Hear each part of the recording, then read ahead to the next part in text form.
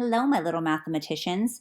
Okay, today we're going to learn about our last three-dimensional shape, which is a cone.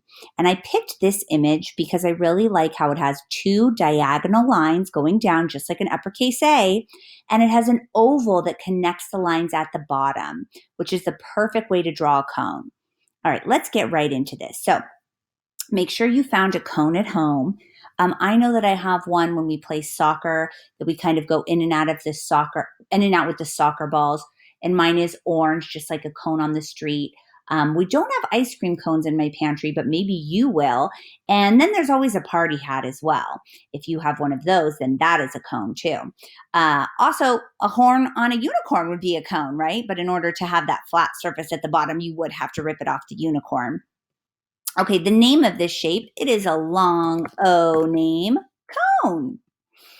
And let's look. Does the cone slide?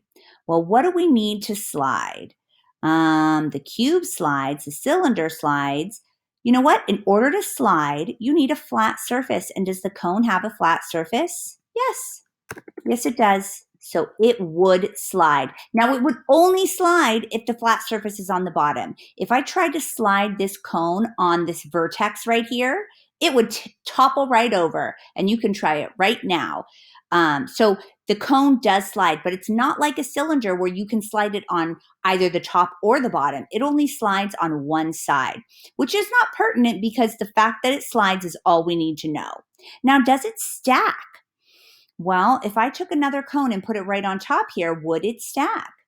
No, and if you remember the video, it fell right off. I've even had some scholars in class try to stack it on this curved side where they lay it down on their desk and then they put another one on top of it on the curved side, and usually it just rolls right off.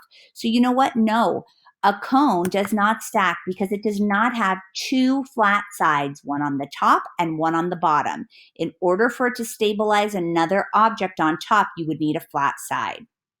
Does it roll?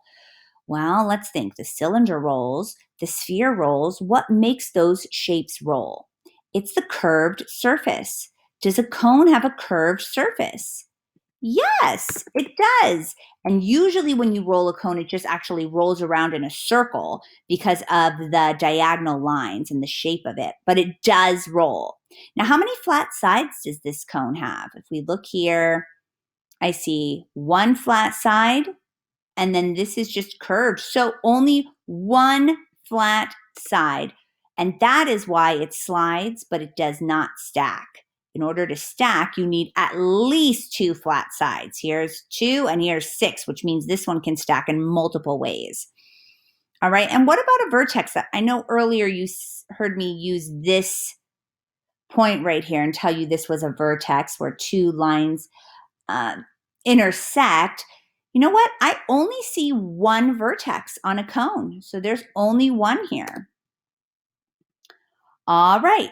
Here is our three-dimensional shape chart.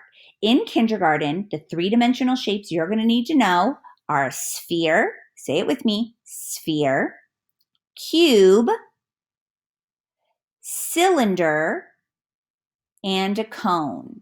Now I notice my kindergartners usually have the hardest time with the word cylinder. And one thing I like to do when there's a really challenging word is clap the syllables. So let's do that now. Say the word first, cylinder. Now clap the syllables. Cylinder, cylinder, 3 syllables. All right. And today we're doing cone work, the three-dimensional shape cone. All right. So have fun with your math today. We'll hope to see you soon. We miss you guys.